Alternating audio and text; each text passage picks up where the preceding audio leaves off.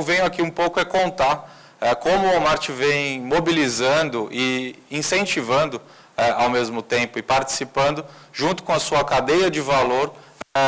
dessa jornada da sustentabilidade, que durante muito tempo já não é mais uma moda, não é mais uma tendência, e sim é uma realidade. Resta saber como é que a gente vai conseguir trabalhar esses conceitos, esses assuntos, para que isso faça parte do dia a dia e as pessoas possam sim decidir pela compra, porque o produto tem qualidade, porque o produto tem um preço competitivo, mas porque ele também tem um impacto ambiental, um impacto social menor em relação à forma como era produzido ou como se pensou em produzir, e a inovação, a tecnologia, tudo isso faz parte. Então, não me alongando muito, até para a gente poder ter um tempo maior até nas discussões, e aproveitando a fala dos anteriores, parabéns pelas apresentações. Só para posicionar, todos, imagino que todos aqui conheçam, já ouviram falar do Walmart. O Walmart é uma empresa de varejo, com origem nos Estados Unidos, hoje está presente aí em 27 países, recentemente com a entrada no continente africano. São mais de 10 mil lojas, mais de 2 milhões de funcionários em todo o mundo. No Brasil, completou agora, recentemente, mais de 530 lojas de diferentes formatos. Possivelmente muitos de vocês conhecem essas bandeiras, mas não sabiam que era relacionado ao grupo Walmart. E 87 mil funcionários no Brasil, o que causa uma responsabilidade numa empresa de varejo que fala em vender produtos, em prestar serviços e que se relaciona com diversas comunidades no Brasil. Estamos em 18 estados, mais o Distrito Federal. São muitas pessoas envolvidas e que se relacionam, que passam pelas nossas lojas todos os dias. Então, não falar de sustentabilidade ou não incluir sustentabilidade no modelo Walmart de trabalhar, na forma de gerenciar os negócios, de se relacionar com seus fornecedores, sejam fornecedores de produtos comerciais ou aqueles que vão trabalhar também na construção das nossas lojas, que vão trabalhar na logística, no transporte dos produtos, ou na parte de base dos insumos, da infraestrutura, nos equipamentos que nos fornecem, é ter um discurso muito raso, muito simples, para incorporar essa questão da sustentabilidade. E, atrelado aí à nossa ambição de vender por menos, para que as pessoas sim possam viver melhor, a sustentabilidade, desde 2005, passou a fazer parte das estratégias de negócio da empresa. Então, um dos pilares das estratégias da empresa é falar em sustentabilidade e responsabilidade social dentro de todo esse processo. Então, sentar para negociar um novo projeto, um novo produto, é necessário começar a trabalhar com esse assunto. E para que isso funcione, obviamente, isso tem que vir respaldado pela alta liderança da companhia. O que nós temos, fala do nosso presidente CEO global, isso se replica para todas as lideranças da empresa, em todos os países, e isso não só como uma mensagem otimista, uma mensagem a título de informação, mas sim com uma cobrança e que se desdobra naquela estratégia. E aqui um aspecto que meu entendimento é que é fundamental, a relação com o negócio. Para a nossa empresa, sustentabilidade nos faz ter menos desperdício, reduzir custos, trabalhar, impulsionar a inovação em toda a cadeia produtiva, aumentar a nossa produtividade, sim, e tornar uma empresa mais ágil, mais leve e ter o melhor atendimento e o melhor sortimento para que os nossos clientes, de fato, vivam melhor. E aí, quando a gente fala em sair usando agora um pouco as falas, sair da caixa, para trabalhar com sustentabilidade não tem outra forma senão ter um olhar 360 graus. Não adianta só olhar para a embalagem, não adianta olhar só para o produto, ou só olhar para o fornecedor, ou só colocar a responsabilidade no fornecedor, mas a gente precisa olhar o que os clientes, obviamente, estão pensando e o que eles querem com toda essa discussão. Quais são os materiais que estão disponíveis, os selos, as certificações, as oportunidades que existem, a forma de se comunicar tudo isso. Mas uma organização que emprega, no caso do Brasil, mais de 80 mil funcionários e se relaciona com as suas famílias, precisa ter um trabalho forte de treinamento, de orientação, de engajamento, em algumas funções no varejo, e aí isso não é uma realidade só do Walmart, do varejo brasileiro, a rotatividade dessas pessoas é muito grande, então há necessidade de se ter treinamentos e ações constantes nesse processo. Então, sustentabilidade, se não fizer parte do dia a dia, das áreas, dos departamentos, não adianta ter uma mensagem do presidente, não adianta ter um quadro com uma política bacana na parede e não adianta ter uma área, um departamento de sustentabilidade, porque isso não vai fazer parte. E aí aquele processo do designer ou da embalagem ou do relacionamento com o fornecedor, ele não vai ser eficaz, ele não vai ter perenidade dentro do processo de trabalho. Como não dá para trabalhar com tudo ao mesmo tempo, na mesma intensidade, desde 2005 o Walmart lançou alguns compromissos globais, corporativos, isso vem sendo desdobrado na realidade de cada país, e alguns focos de atuação para que a gente possa ter os avanços aí nesses últimos 7, 8 anos de trabalho. Temas como clima e energia, então todo mundo hoje ouve muito se falar nas questões de redução de emissões de gases de efeito estufa, pegada ambiental, neutralização, enfim. E aí uma preocupação grande, eu não vou entrar em detalhes em todos esses pilares, mas são os pilares que norteiam o nosso trabalho: clima, energia, resíduos, produtos e, obviamente, uma base muito forte para se trabalhar com pessoas. Então, eu acho que todos aqui deixaram muito claro que se a gente não trabalhar com pessoas, não envolver os seus públicos internos e externos, sejam eles clientes ou fornecedores e outros stakeholders relacionados desse processo, fica muito difícil ter resultados positivos. Então, esse aqui é um trabalho forte. E aí, passando rapidamente por alguns exemplos e algumas iniciativas, até para poder concentrar mais no tema de produtos, o Walmart decidiu que no Brasil pegar esses pilares, pegar essa estratégia e desdobrar dentro das áreas e departamentos da companhia que são responsáveis por desenvolver, por construir uma nova loja, por reformar essa loja, por manter a loja funcionando, por transportar as mercadorias, por sentar para negociar com seus fornecedores, por desenvolver ações de comunicação com os clientes ou de treinamento com os funcionários. E cada departamento responsável por esses assuntos incorpora essa temática ambiental e de sustentabilidade dentro do seu dia a dia. Então, compete ao líder, ao vice-presidente e o seu departamento responsável por construir lojas, desenvolver lojas ecoeficientes. Compete ao departamento de logística buscar iniciativas, inovações relacionadas à sustentabilidade para ter uma frota com menor impacto, com menos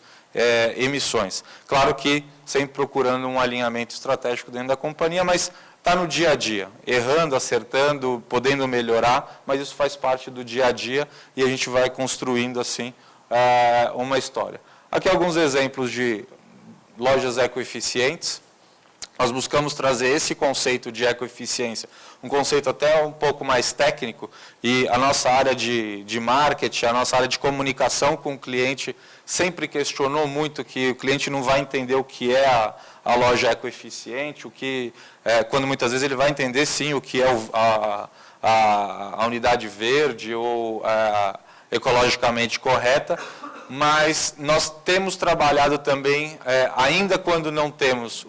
a forma correta de comunicar, tentando diminuir muito a distância entre o que realmente o que representa realmente aquela iniciativa em relação ao que vai ser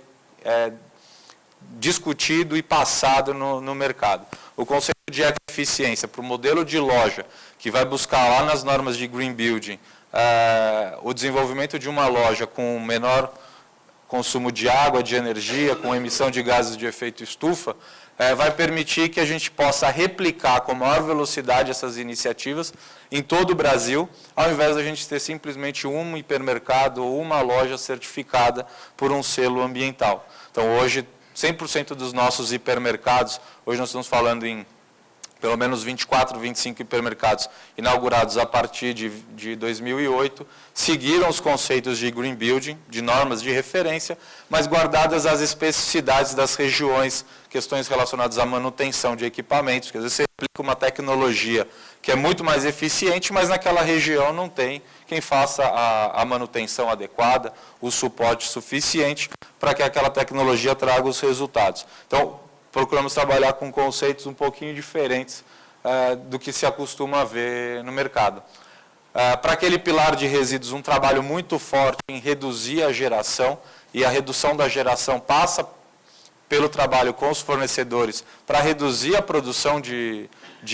embalagens, o seu tamanho, a forma de paletizar, de transportar, de armazenar, reduzir o desperdício no processo de transporte e armazenamento, na forma de expor também,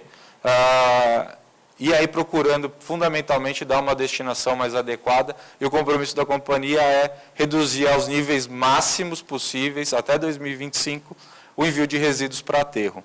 Para uma indústria, eu tenho certeza que tem muita indústria, talvez muitos representantes aqui, que esse índice já é praticamente alcançado. Mas imaginando 533, no caso agora, unidades, cujo maior volume de resíduos é o resíduo orgânico, por conta de toda a produção de perecíveis ali, da exposição de perecíveis, e as deficiências, como foi bem colocado aqui a questão da política nacional, dos nossos estados, municípios, muitas vezes, de não ter o local mais adequado possível para se fazer esse descarte. Então, há um desafio muito grande nessa temática, e é uma temática que passa por toda a cadeia e que vai parar lá no consumidor final, nos processos de coleta seletiva, logística reversa, destinação de pilhas e baterias, lâmpadas fluorescentes. Então, há toda uma movimentação nesse sentido. Para vocês terem uma ideia, 52% do resíduo que foi gerado o ano passado nas lojas da empresa, não foram parar em aterro. Receberam alguma alternativa de reciclagem, no caso dos orgânicos, de compostagem, transformação de ração animal e outras iniciativas. E entrando mais no detalhe da questão de produtos, que aí sim, como a gente hoje vem trabalhando com os fornecedores comerciais e quais são os resultados positivos que hoje têm sido conquistados. Se vocês imaginarem que um hipermercado pode ter entre 60 e 70 mil itens diferentes sendo comercializados, com os mais variados tipos de embalagens, conteúdos, tamanhos, características regionais e dificuldades de se reciclar ou de se reaproveitar, de se tornar esse bem mais durável, nós temos procurado desenvolver trabalhos que possam representar um bom caso, um bom exemplo, e aí esse bom exemplo ser replicado por toda uma categoria, por todo um rol de produtos de um determinado fornecedor. Em 2009, a empresa convidou 20 grandes fornecedores, parceiros da companhia, para, num ato público, assumirem um pacto ali pela sustentabilidade, relacionado principalmente a esses temas aqui, e um deles é o tema de embalagens,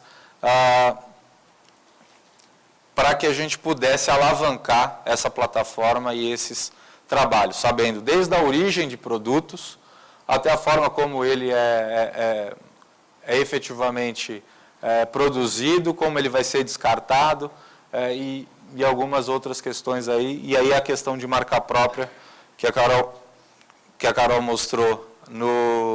na apresentação anterior, até vou passar rapidamente. Se nós temos uma linha de produtos marca própria, essa linha de produtos marca própria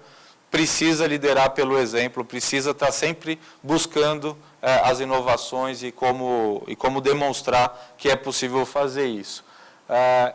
Esses fornecedores, parte deles, vem sendo mobilizados numa série de iniciativas. Um dos projetos que tem encabeçado aquele compromisso para mostrar as boas práticas e os exemplos é o projeto Sustentabilidade de Ponta a Ponta. O projeto Sustentabilidade de Ponta a Ponta vai na discussão do ciclo de vida de produtos, para que esse ciclo de vida possa ser melhorado e aí o consumidor efetivamente ter um produto com um menor impacto ambiental. Só que para não cairmos no mesmo erro que no passado já aconteceu, de que o produto mais sustentável, o produto com algum diferencial, ele é mais caro, ele não vende, o consumidor não entende o que ele é, nós convidamos esses fornecedores para que trouxessem produtos que já são líderes de categoria, que já são conhecidos no mercado, para que pudessem revisitar o ciclo de vida produtivo daquele produto e aí identificar as oportunidades de melhoria. Então, nós não estamos trabalhando no ciclo de vida todo, mas sim em pontos que são possíveis ser melhorados e tornando esse produto um pouco mais sustentável em relação ao que ele era no período anterior. Um projeto desse conta com a validação de uma terceira parte para todas as análises, estudos e comprovações dos cálculos e das informações do ciclo de vida que estão sendo colocados, que é o caso do Centro de Tecnologia e Embalagens. Acredito eu que todos os presentes conhecem esses produtos, né? Depois eu vou deixar um endereço que tem um relatório explicando quais foram as melhorias apresentadas em cada um desses produtos e por que ele se tornou um produto mais sustentável. Mas nessa segunda edição aqui, que foi lançada o ano passado, então isso não é um mérito do Walmart, mas o Walmart, em muitos casos, acabou dando um cutucão a mais, ou um empurrãozinho a mais que faltava, para que às vezes um projeto de inovação ou uma ideia estava engavetada lá, precisando de uma aprovação para que ela saísse. Então tem melhorias aí em embalagem, tem melhorias em processos, em eficiência energética, em água, tem melhorias na substituição da matéria-prima também, no transporte, na logística. E falando rapidamente da nossa marca própria, o projeto da segunda edição, que é a nossa Aveia Sentir Bem, como foi colocado até em mais detalhes na apresentação anterior, só para chamar a atenção em relação à embalagem, houve uma redução que parece simples, né, para a grande maioria, de 10% na massa de celulose, mas que a gente sabe que no fornecedor de embalagem essa redução não foi simples. Houve um processo, são 18 meses de trabalho dentro do projeto, para que a questão da embalagem também pudesse ser incorporada e desenvolvida dentro desse trabalho, e que se a gente fizer a correlação da quantidade de itens vendidos ao longo do segundo semestre do ano passado, essa pequena redução aparente representou em mais 1,5 toneladas de papel, cartão, que deixou de ser utilizado, ou de massa de celulose, deixou de ser utilizada, portanto, deixou de ser transportada, deixou de ser descartada no meio ambiente, ou, enfim, deixou de ser reciclada também, mas deixou de ser efetivamente utilizada, podendo utilizar a produção de novas embalagens. Trocando em miúdos, a gente tem aí um processo muito mais eficiente, uma quantidade menor de matéria-prima sendo utilizada e aí algumas oportunidades de mobilização, até porque esse fornecedor de marca própria, ele também tem a sua própria marca, ele também vende produtos em outras redes, então o impacto positivo da iniciativa acaba sendo amplificado. O projeto tem outros resultados que foram desde o plantio da aveia, eu acho que vale a pena citar, porque justamente isso, sustentabilidade, se você trabalhar só com uma parte, você não consegue ter o melhor resultado. Antes o fornecedor comprava aveia a 300 quilômetros da sua fábrica. Num processo de organização, inclusive, dos produtores locais, ele passou a comprar, fazer um planejamento mais adequado com esses produtores a 30 quilômetros da fábrica. Passou a utilizar resíduos de madeira da indústria moveleira que tem no entorno da fábrica, ao invés de ter que comprar madeira para queimar na caldeira. Então foi feito todo um trabalho, um estudo, e identificado oportunidades muitas vezes simples. Resultado dessas duas iniciativas para a gente comprovar que não necessariamente um produto mais sustentável tem que custar mais, ou que ele não é um produto que se vende. A primeira edição, o que a gente tem acompanhado, que aqueles produtos são conhecidos, são reconhecidos no mercado, crescimento de vendas de 23%, média daquele conjunto. Essa segunda edição, crescimento de venda de 43%, 45% de vendas desses produtos. Claro que a gente tem uma distância ainda de comunicar essas melhorias para o consumidor efetivamente. O desafio tem sido feito para comunicar na própria embalagem. Aqui alguns exemplos. Exemplo da nossa marca própria, que a gente tem colocado exatamente o que aconteceu com a melhoria de cada um desses produtos. Reduziu 15% na embalagem, substituiu a matéria-prima A pela B. Então, a gente tem colocado dessa forma. Mas há aí um exercício de desmistificar que o produto mais sustentável, ele necessariamente ele é mais caro, ou que ele não é acessível à classe C, ele não é acessível. Por que que a dona de casa não pode comprar o seu amaciante preferido, tendo um impacto menor ambiental ou social? Por que que a gente não pode comprar o refrigerante ou o lustramóvel favorito que tenha também esse impacto? Além, obviamente, dos produtos que são mais dedicados a determinados mercados, mas aqui a gente está falando de produtos que estão no dia a dia dos supermercados e no nosso cotidiano. E algumas ideias e algumas formas que a gente tem encontrado para comunicar essas iniciativas, ainda com um trabalho a ser feito, mas algumas ideias, algumas iniciativas, usado bastante os tabloides, que são aqueles folhetos, jornais de promoção, de oferta, né, para levar informações sobre sustentabilidade e sobre meio ambiente. Comunicação nas lojas, e aí tentando cada vez mais trazer para a loja uma rotina de comunicação dessas informações, nas televisões que ficam ali no caixa, quando a gente está esperando para passar a compra. São algumas ideias dentro de loja para falar diretamente com o consumidor, mas outras oportunidades, como a própria internet, site, publicações que estão disponíveis, e 2 cursos online que nós já lançamos com a Fundação Getúlio Vargas, numa parceria. São 2 cursos gratuitos para falar sobre sustentabilidade. Um para falar para o cidadão, de uma maneira geral, conceitos básicos, até para trazer um pouco mais de orientação, mais de informação, e no final ele sai com um certificado de participação num curso online da Fundação Getúlio Vargas sobre sustentabilidade, e um outro mais dedicado a professores do ensino fundamental, e aí porque a gente acredita também que levar isso para dentro de sala de aula cada vez mais, com mais conteúdo, é uma forma de trazer, quem quiser acessar, são cursos gratuitos, fica aí a dica. E-commerce, página na internet, e aqui para finalizar, se a gente não compartilha, e aí de novo parabenizando a Papyrus pela iniciativa, se a gente não compartilha as iniciativas, a gente não consegue, no tema de sustentabilidade, crescer e ter uma cadeia de valor mais sustentável. Então, tudo que a gente procura desenvolver e fazer, a gente tem colocado as publicações, as informações disponíveis online. Então, aqui, esses aqui são relatórios diferentes sobre vários temas, aqueles 2 últimos são do projeto de sustentabilidade ponta a ponta, estão disponíveis, estão acessíveis para download, quem tiver interesse e quiser conhecer um pouquinho mais, estão aí as informações. Mais uma vez, gostaria de agradecer, fico à disposição para qualquer questionamento e em outras aí oportunidades também. E parabéns para todos que estão aqui também, porque isso já contribui muito para alavancar esse processo. Obrigado.